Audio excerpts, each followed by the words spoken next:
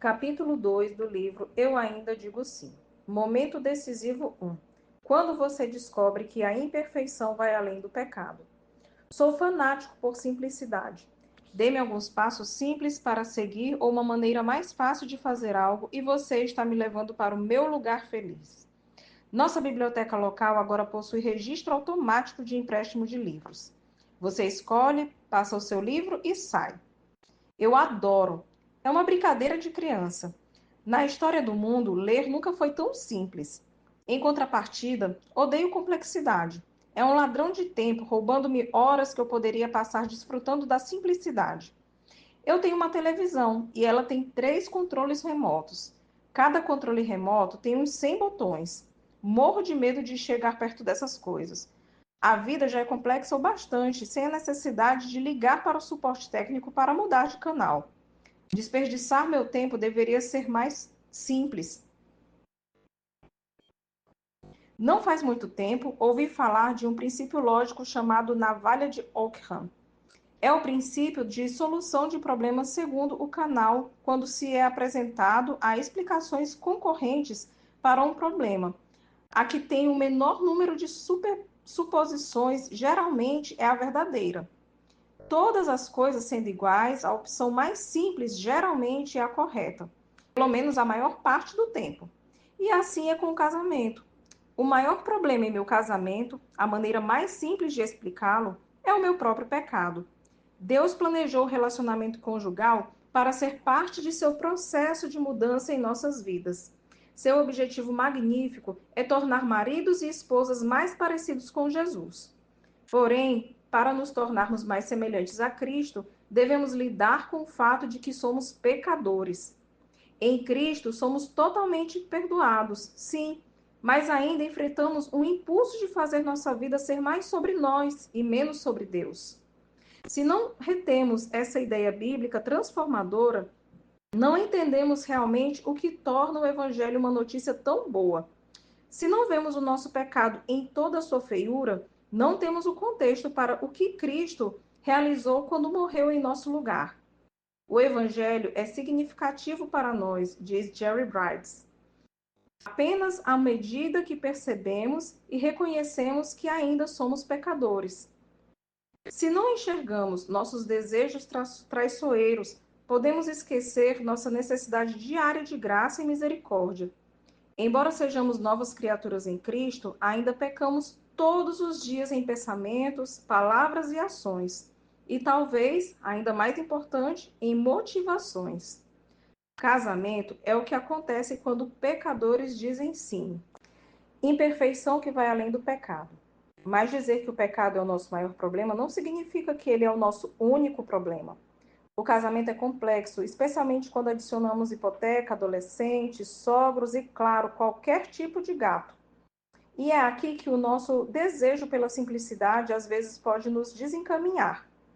Alguns casais empurram seus problemas para soluções simplificadas, categorizando o comportamento do outro como transgressão moral ou retidão moral. Ora essa, alguns cônjuges simplesmente colam um adesivo pecado em cada questão que os irrita. É uma tendência humana e certamente não exclusiva da nossa geração. Os discípulos de Cristo certa vez lhe relataram um terrível evento de seus dias. Pilatos misturara o sangue de certos galileus com os sacrifícios do templo. Jesus refutou o desejo deles de simplificar demais a tragédia. Pensais, perguntou Jesus, que esses galileus eram mais pecadores do que todos os outros galileus por terem padecido estas coisas? Lucas, capítulo 13, versículo 2. É a versão dos discípulos do mesmo diagnóstico que usamos no casamento. Você sofre porque pecou. De modo automático, dividimos nosso próprio comportamento ou de nosso cônjuge em categorias organizadas de bem e mal, certo e errado, sem perceber que algo vital é prejudicado em nossa pressa para dar um veredito. A pessoalidade do nosso cônjuge está em risco. Deixamos de vê-lo como uma pessoa em sua integralidade, uma pessoa cheia de pecado e graça, fraqueza e força, uma pessoa com um corpo humano corrompido e belo, que abriga uma alma eterna.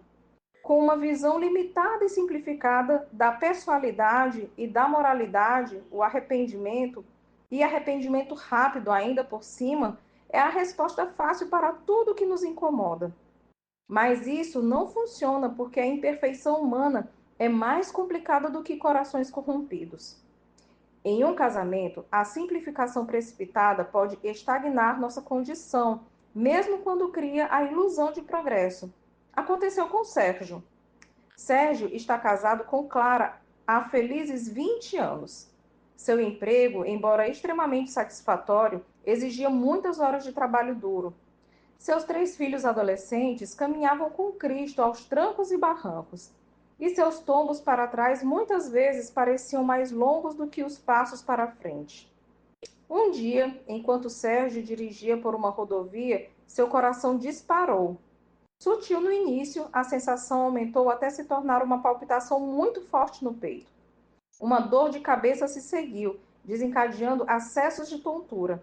Sérgio, um entusiasta do CrossFit, nunca, jamais mesmo, experimentara isso antes.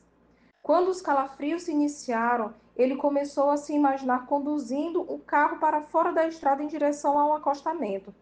Não era uma resposta racional, ele sabia, mas certamente interromperia esse golpe repentino dentro de seus membros. Sérgio suspeitou de um ataque cardíaco e imediatamente ligou para Clara, que sabiamente o encorajou a abandonar seus planos de ir direto ao hospital. Quando Sérgio chegou ao pronto-socorro, seus sintomas haviam diminuído bastante. Depois de alguns testes, o médico plantonista o mandou para casa com um encaminhamento para o seu clínico geral. Sérgio presumiu que era apenas um vírus rebelde que anunciou sua presença antes de morrer, mas em poucos dias teve mais 2 episódios. O último trouxe uma sensação esmagadora de condenação que o deixou o dia inteiro acamado. Para Sérgio, toda aquela experiência simplesmente não fazia sentido. Naquela noite, Sérgio e Clara sentaram-se para conversar sobre o que estava acontecendo. Depois de ouvir mais sobre seus sintomas, Clara examinou a ansiedade persistente de Sérgio. Ela ouviu bem, mas identificou o problema como sendo o pecado da descrença. De fato, quanto mais conversavam, mais ela se convencia. Se Sérgio realmente quisesse se livrar da crescente opressão da ansiedade, ele precisaria se arrepender. Clara sugeriu passagens para Sérgio memorizar, para que a ansiedade não o atacasse novamente. Eles terminaram aquele tempo orando juntos. Há muito o que elogiar no casamento de Sérgio e Clara. Sérgio estava sofrendo e recorreu imediatamente à esposa. Clara, preocupada com um ataque cardíaco, pediu-lhe que fosse ao pronto-socorro. Ela também ouviu atentamente as experiências do marido e o direcionou à palavra de Deus. Eles oraram juntos, acreditando que Deus era sua esperança e libertação final. Sérgio e Clara abordaram o problema como uma equipe sólida, agindo juntos, dependendo um do outro e apoiando todos os sacrifícios que fossem necessários para ver Sérgio prosperar novamente. Existe mesmo algum problema aqui? Sim, mas não é um problema de afeto nem de intenção, é um problema de escopo. Para Clara, a menção de Sérgio sobre a ansiedade desencadeou um diagnóstico espontâneo em vez de um processo de descoberta. Ela não tinha uma categoria para o tipo de ataques de pânico que não estavam relacionados às circunstâncias e que exigiam mais atenção médica. Para ela, a Bíblia sempre simplifica o complexo. O pânico revelou ansiedade, e no cerne da ansiedade está o pecado. Ponto final. Clara sabe que a Bíblia é direta sobre como lidar com o pecado da ansiedade. E, já que o problema é o pecado, a solução deve ser o arrependimento. Veja, Clara é uma boa esposa, que ama o seu marido. Ela também é o tipo de cristã que crê na fidelidade bíblica. Ela crê que a Bíblia funciona na vida real e crê que as boas novas de Deus são capazes de trazer mudanças de dentro para fora. Ainda assim, Clara inadvertidamente adotou uma visão de mundo que restringe o amadurecimento do casal, uma visão em que o caminho da imperfeição sempre leva ao pecado pessoal. Dói admitir isso. mas já fiz a mesma coisa. Todos nós rotulamos como pecado o sofrimento de nosso cônjuge. Quando os discípulos perguntam a Jesus: Mestre, quem pecou, este ou seus pais, para que nascesse cego? João, capítulo 9, versículo 2. Eles representam todos nós, além do coração de casamentos amadurecidos. Era uma tarde preguiçosa no decorrer de uma reunião que duraria o dia inteiro. Nunca vou entender que mistério há em sentar-se ao redor de uma mesa de reunião a manhã inteira, que faz com que um homem fique faminto, mas ataquei o almoço como se estivesse satisfazendo uma vingança. Agora era o almoço que exigia vingança, fazendo minha atenção ora se desviar lentamente do assunto, ora voltar-se para ele. De repente, uma conversa notável foi suscitada. David Paulson, presidente da CCEF, estava presente nas reuniões daquele dia e foi convidado a falar sobre as causas do nosso comportamento, sobre por que fazemos as coisas que fazemos. David ficou animado com a questão. Imediatamente se levantou, pegou um marcador e começou a esboçar o diagrama abaixo. O diagrama contém um círculo escrito coração humano em seu interior. O coração, comentou o Dr. Paulson, é um termo bíblico mais abrangente para o que determina a direção de nossa vida, nosso comportamento, nossos pensamentos e nossas ações. Ele descreveu como o coração está no centro de toda motivação humana. O coração é o cerne de nossa existência humana. Provérbios 4, 23 diz: Acima de tudo mais, guarda seu coração, pois tudo que você faz flui dele. Jesus disse coisas semelhantes. A boca fala do que está cheio o coração. Lucas capítulo 6, versículo 45. Mas o que sai da boca vem do coração, e é isso que contamina o homem. Mateus capítulo 15, verso 18. O coração fabrica nossos desejos. Os desejos do nosso coração revelam o nosso maior tesouro. Mateus capítulo 6, versículo 21. E determinam o que fazemos. Gálatas capítulo 5, versos 17 a 26. Nossos desejos são ainda o que está por trás de nossos conflitos. Tiago capítulo 4, versículo 1. Serei honesto, neste ponto, eu ainda estava lutando para prestar atenção. Não era apenas que tudo estava acontecendo na zona morta do meio da tarde de um dia inteiro de reunião. Havia outro motivo, algo um pouco vergonhoso de admitir. O que David estava dizendo era bastante familiar para mim. O treinamento em aconselhamento bíblico atravessava a astúcia e a culpabilidade do coração humano, seus anelos, anseios, desejos e ídolos. Após anos de treinamento pastoral e ministério, me sentia bastante familiarizado com esse círculo. Está certo, entendi. Já vi esse filme antes. Infelizmente, meu compromisso involuntário com a simplificação excessiva estava se exibindo. Então, o Dr. Paulson desenhou um segundo círculo. Mas isso não é tudo, ele continuou. Nosso coração está fisicamente corporificado. O diagrama contém um círculo menor, no qual está escrito coração humano, e um círculo externo, escrito fisicamente corporificado. Ele explicou que nosso coração existe dentro de uma estrutura decadente. Estamos envelhecendo. Temos imperfeições. Contraímos doenças. Precisamos dormir todas as noites. Temos momentos de senilidade. Somos fracos, o que significa que temos áreas de nossa vida em que não somos onipotentes ou oniscientes. Nós não somos Deus. Eu sabia exatamente do que David estava falando. Alguns dias antes, eu saí de uma cafeteria Starbucks e tentei abrir meu carro com sua chave eletrônica chique. Nada aconteceu. Minha mente travou imediatamente, positivamente irritada com o dia perdido à minha frente. Preciso de uma bateria nova para minha chave? Essas coisas têm baterias? Uma bateria nova para o meu carro? Ele tem uma nova em folha. Ou algum outro reparo inesperado será necessário? Odeio carros. Enquanto eu afundava emocionalmente por causa das horas que estava prestes a perder ligando para o seguro para consertar minha chave, avistei outro carro no estacionamento que parecia assustadoramente com o meu. Espere um pouco. É um mau presságio quando você começa o dia percebendo que a sua chave está boa, mas seu cérebro está com defeito. Sou fraco e a cada dia surgem mais pistas. Em um mundo caído, nossas mentes e corpos falham. Ainda não somos o que seremos. Há esquecimento, dores nas articulações, menopausa, depressão, câncer. A química e a fisiologia imperfeitas dos corpos caídos podem afetar nossa capacidade de controlar nossos desejos e responder às nossas circunstâncias. E nossos corpos têm um efeito direto em nossas almas.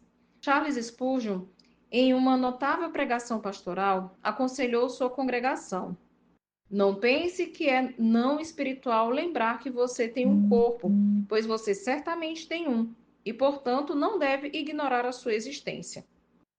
Você lembra do Sérgio? Seus ataques de pânico pareciam não ter nenhuma relação com o estresse. Surgiam em momentos aparentemente aleatórios e não estavam relacionados a nenhum pecado conhecido. Não estou sugerindo que seu coração fosse completamente puro.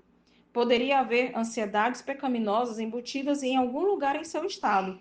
Mas enxergar nossa pessoalidade de forma holística evita que a simplificação excessiva conduza o diagnóstico. Foi por ver sua alma como fisicamente corporificada que Sérgio pôde procurar um médico, começar a medicação e iniciar outros passos práticos que eliminaram, em grande parte, seus sintomas. Quando o Dr. Paulson encerrou esse assunto, tomei novo fôlego. Não porque a ideia de uma alma corporificada fosse inovadora, mas porque senti que o Dr. Paulson tinha mais círculos a apresentar. De fato, ele desenhou um terceiro. O diagrama contém 3 círculos: um menor, escrito em seu interior coração humano, um segundo círculo mais externo, escrito fisicamente corporificado, e um terceiro círculo escrito socialmente inserido. Há ainda mais além de nossos corpos, explicou David. O coração e o corpo estão socialmente inseridos.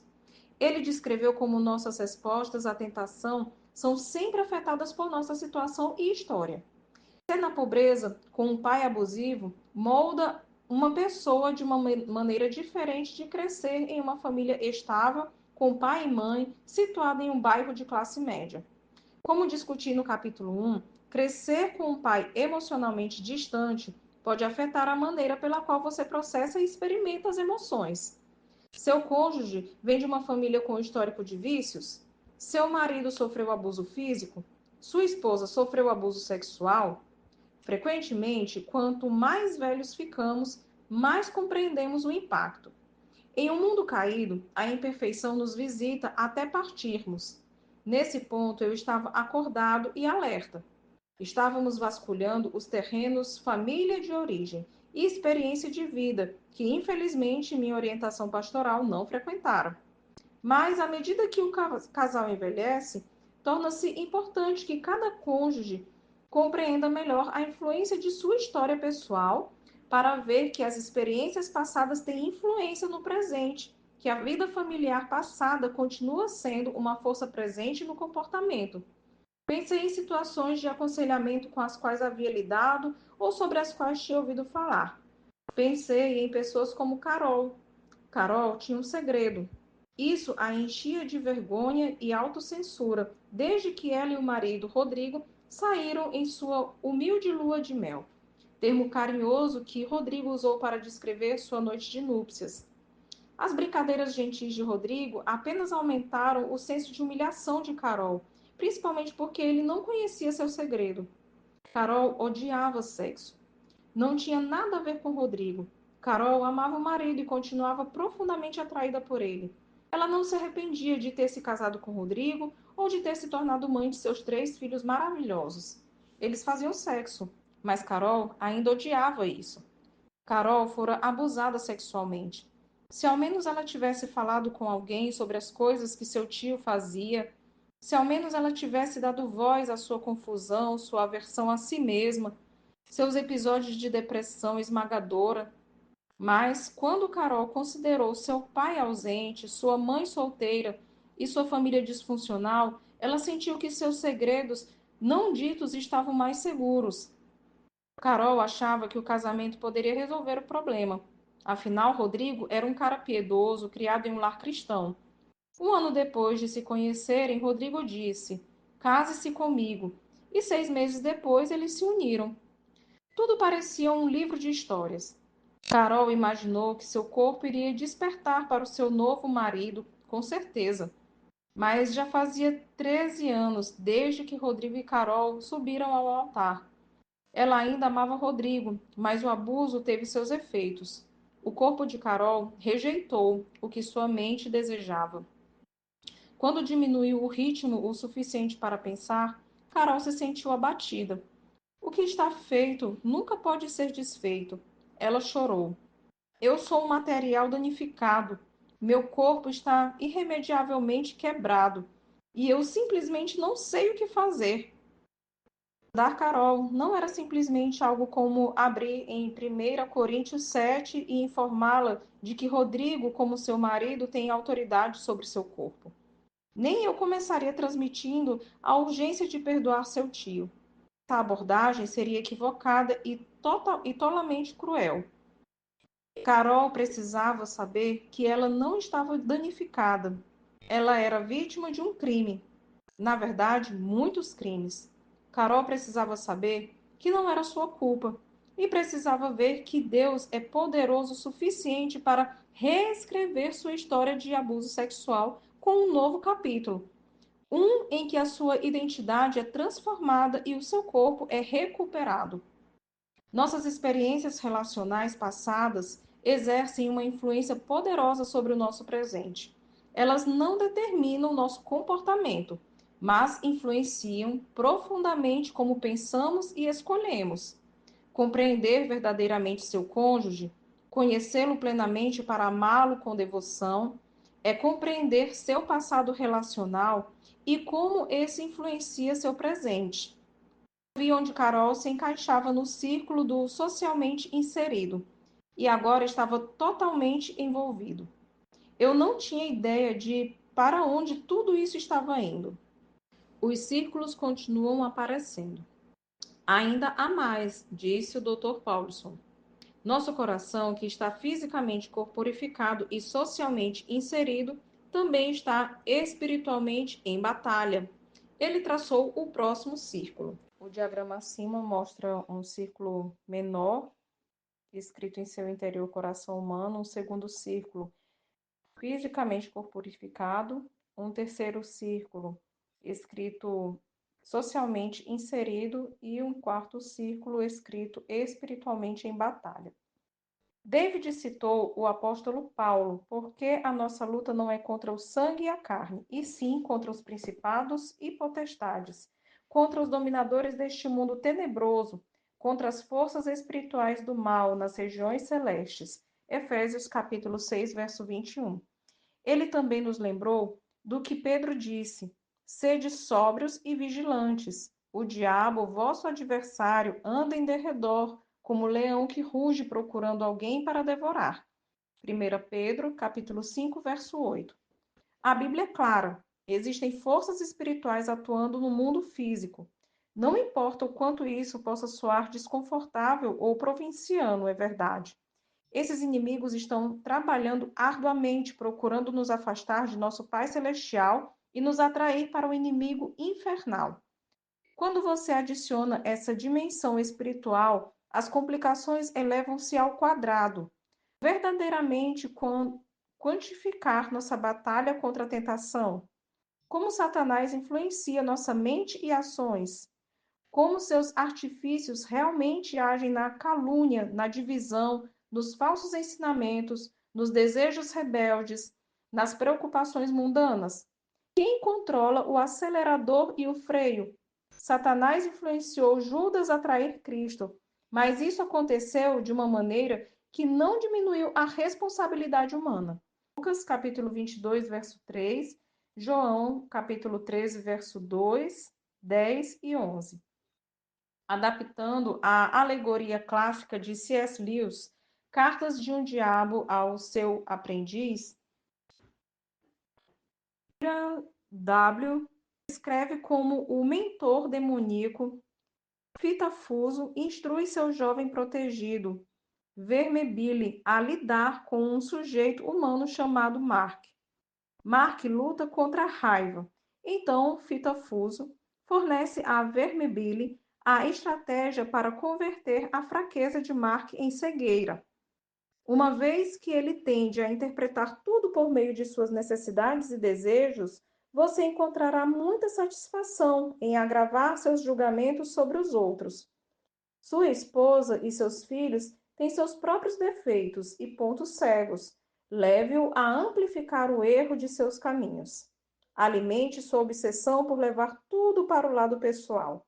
Deixe-o sentir em suas entranhas que tem o direito de ter as coisas da maneira que quiser.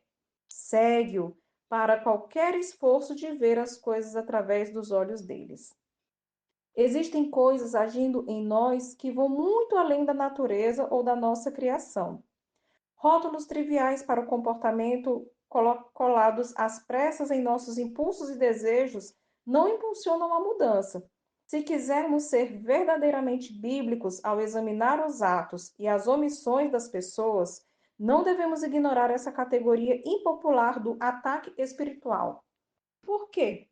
Porque nosso objetivo não é simplicidade, é clareza bíblica. No próximo capítulo, tratarei de algumas maneiras específicas pelas quais o diabo busca semear o engano em nossos relacionamentos conjugais.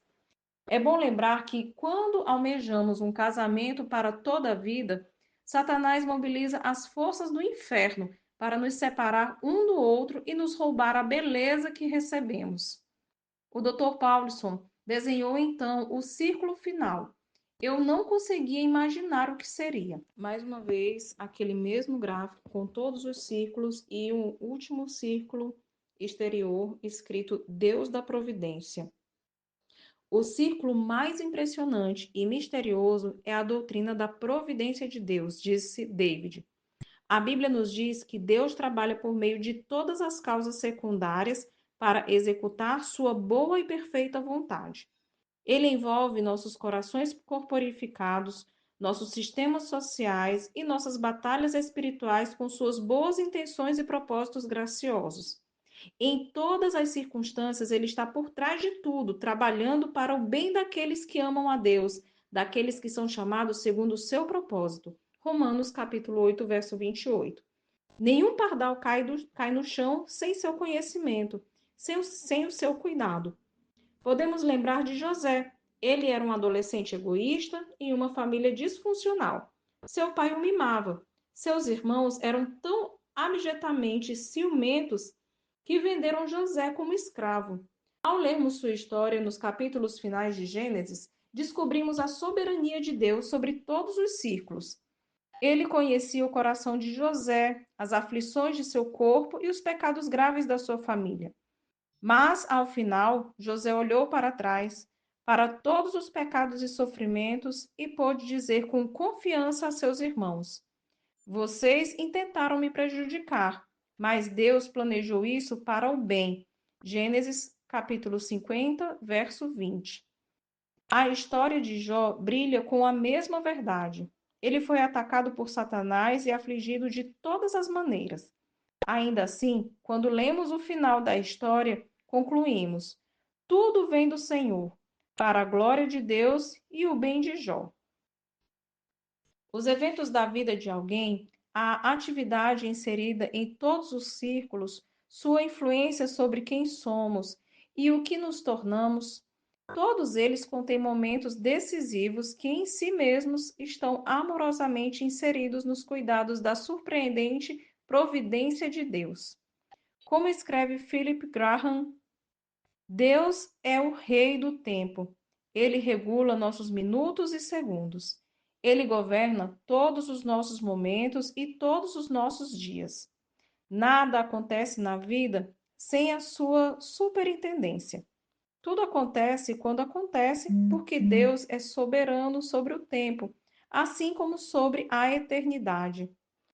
O Dr. Paulson largou o marcador e sentou-se. Eu sequer me lembro de vê-lo sair de perto do quadro porque meus olhos estavam paralisados nos círculos sobrepostos. Havia beleza na simplicidade, não como uma alternativa à complexidade, mas sim por causa da maneira pela qual ela tornava a complexidade bela. Lembro-me de uma citação de Oliver Wendell Holmes, frequentemente repetida: eu não daria nada pela simplicidade deste lado da complexidade, mas daria minha vida pela simplicidade do outro lado da complexidade. Os círculos sobrepostos ofereciam uma maneira simplificada de entender as influências complexas que moldam o casamento. Eles eram, nas palavras de Holmes, a simplicidade do outro lado da complexidade. Larguei minha caneta e olhei pela janela. Instintivamente, naquele canto profundo da alma que marca as memórias, eu sabia que esse era o momento decisivo para mim. David nos deu uma breve estrutura para entender o que os teólogos chamam de antropologia teológica, isto é, de que modo nós, entendidos como pessoas em sua integralidade, respondemos à vida em um mundo caído. Essa estrutura se tornaria uma ferramenta para meu pastorado e minha paternidade, e particularmente para o meu casamento. Como esse momento decisivo ajuda meu casamento a resistir? Quando fecho meus olhos, imagino você terminando essa sessão e dizendo: bem interessante, Dave, mas o que esses círculos sobrepostos têm a ver com melhorar ou fortalecer o meu casamento? Essa é a pergunta certa a se fazer. Deixe-me sugerir 3 respostas. Primeiro, os círculos sobrepostos ajudam você a ver o alcance da obra transformadora de Cristo. Entender que você se casou com um pecador imperfeito é essencial para a longevidade do casamento. Seu cônjuge é alguém que foi específica e pessoalmente impactado por viver em um mundo caído. No cerne de nossa imperfeição está nossa separação pecaminosa de Deus antes da conversão. Efésios capítulo 2, versos 1 a 3. E nossa guerra contínua com o pecado após a conversão. Gálatas capítulo 5, versículo 17. Todos nós sentimos essa batalha. Outro dia, Kim disse algo que descartei arrogantemente. Em uma exibição de presunção, o orgulho em meu coração encontrou uma língua e eu falei. Naquele momento, eu fui um mau líder, um exemplo débil e um marido desamoroso. Eu fui um cristão imprudente, espalhando pedras de tropeço por toda a sala de estar. O Espírito Santo me convenceu de que eu havia pecado. Agradeço a Deus que sua graça me convenceu e produziu uma confissão mais tarde naquele dia. Mas foi um novo lembrete de que caminho por este mundo carregando uma guerra dentro de mim. E enquanto eu respirar, essa batalha constante contra o pecado continua sendo meu maior problema. Mas meu pecado interior não me define. A cruz garantiu isso. O pecado resiste a mim, tentando subverter a atividade de Deus, mas minhas lutas contra o pecado não formam mais a minha identidade. Não me considero Dave o arrogante, assim como não gostaria que você se visse apenas como Cristina, a sobrevivente do abuso, ou Ronaldo, o viciado. Por causa da obra de Cristo, agora somos objetos de seu amor, sob nova posse. Somos vestidos com sua justiça, temos nossos pecados perdoados, somos adotados em sua família e recebemos uma nova identidade. Quando Deus pensa nos cristãos, ele se lembra da obra perfeita e consumada de seu Filho, e isso suscita seu amor, sua alegria e sua bênção exitosa. O que tudo isso significa para o casamento? Cristo resolveu o problema mais fundo do círculo central, e agora sua obra consumada começa a reverter os efeitos da queda, começando com nossos corações e se espalhando também para todas as outras esferas. Porque Cristo está em ação redimindo cada esfera, podemos explorar com ousadia os círculos externos sem deslocar o central. Fazemos isso porque sabemos que o ser humano é complexo e que o nosso cônjuge é mais do que um pecador. Conhecer meu passado familiar não impede Kim de examinar minha vida emocional, porém conhecer as complexidades da maneira que fui criado dá a ela paciência para a jornada. E por causa do que Deus conquistou em Cristo, podemos investigar a complexidade de nossos problemas com esperança. Precisamos de, de nosso Salvador para todas as esferas e precisamos dele todos os dias. Os círculos nos mostram todas as maneiras pelas quais o poder do Evangelho é manifestado na Terra. Por meio de sua morte sacrificial e ressurreição gloriosa, Jesus transforma os círculos, começando pelo centro e seguindo de dentro para fora, até que da sua glória se encha toda a terra. Salmo 72, verso 19. A obra de Cristo começa a reverter os efeitos da queda, começando em nossos corações e se espalhando para todas as outras esferas. Segundo, os círculos sobrepostos transformam o nosso casamento em um lugar para o ministério da pessoa em sua integralidade. Por meio do casamento, Deus nos convida a conhecer completamente outro ser humano. Isso só parece simples. Na vida, o conhecimento torna-se cada vez mais complexo à medida que passamos do conhecimento de coisas simples, como uma espátula, para coisas mais complexas, digamos uma tarântula. E então, para coisas com complexidade ainda maior, nosso cônjuge. Em última análise, esse princípio se aplica até ao próprio Deus. Quanto mais complexo o objeto, diz J.I. Packer, mais complexo é entendê-lo. O casamento é uma busca para conhecer o dom complexo que Deus deu a você em seu cônjuge. Você deve aprender quem ele é como uma pessoa integral, para que possa amá-lo e cuidar dele de maneira hábil. Isso nunca envolve ignorar o pecado em seu cônjuge, mas requer que você veja para além dos padrões da tentação e pecado, o propósito maior de Deus. Assim como sua mãe e seu avô antes dela, Joana luta contra a depressão. Ela administra sua vida por meio de dieta e exercícios, conversas honestas com seu marido Daniel, meditação bíblica, envolvimento ativo em sua igreja e uma dose diária de um antidepressivo. O estado de Joana se tornou uma parte vital da vocação de Daniel. Os círculos sobrepostos ajudaram-no a compreender os vários fatores que contribuem para a depressão dela, sem ignorar ou ofuscar seu coração. O marido de Joana ora por ela regularmente, certifica-se de que ela está se exercitando, incentiva suas visitas ao médico e, ocasionalmente, confronta suas tentações de autocomiseração ao perceber que Joana está alimentando sua depressão. Quanto mais Daniel se aproxima de sua esposa para entender seu mundo, mais está apto para amorosamente oferecer ajuda de uma maneira que separe corretamente sua aflição fisiológica de seu coração culpável. No início do casamento, Daniel tinha alguns instintos legalistas. Ele interpretava todo o comportamento à luz do coração pecaminoso de Joana, mas isso nunca realmente a ajudou. Então Daniel teve um momento decisivo. Ele percebeu que nossa imperfeição vai além do nosso pecado. Ele percebeu que para amar Joana completamente, deve entendê-la profundamente. Porque Daniel queria amar sua esposa como também Cristo amou a igreja e a si mesmo se entregou por ela. Efésios capítulo 5, verso 25. Ele passou um tempo examinando cada círculo para entendê-la de forma mais compreensiva. Compreender a história de Joana, sua família e seu passado também ajudou Daniel a entender melhor as tendências e tentações de sua esposa de uma forma que genuinamente a edificasse. Explorar como a queda afeta a pessoa por inteiro ajudou Daniel a ver a plenitude do amor de Deus. Com o passar dos anos, Daniel e Joana se sentem mais próximos do que nunca. Sim, eles brigam e discutem, mas estão construindo um casamento mais duradouro porque o sofrimento de Joana trouxe um presente inesperado. Joana e Daniel se conhecem e são totalmente conhecidos. O casamento deles incorpora a sabedoria transmitida por Timothy Keller.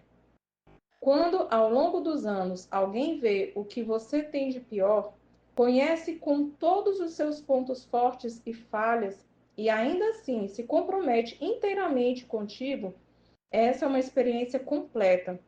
Ser amado sem ser conhecido é confortador, mas superficial. Ser conhecido e não ser amado é nosso maior medo. Mas ser plenamente conhecido e verdadeiramente amado é muito parecido com ser amado por Deus. E é disso que precisamos mais do que qualquer outra coisa. Por fim, Os círculos sobrepostos ajudam a nos adaptarmos às mudanças em nosso casamento. Da próxima vez que vir recém-casados, diga-lhes para darem uma boa olhada em seu cônjuge. Lembre-os então de que, se o casamento deles perdurar, eles na verdade viverão com vários cônjuges diferentes, todos eles a mesma pessoa. Parece confuso? A maioria das pessoas entra no casamento sem saber das mudanças profundas que ocorrerão em seu cônjuge com o passar dos anos.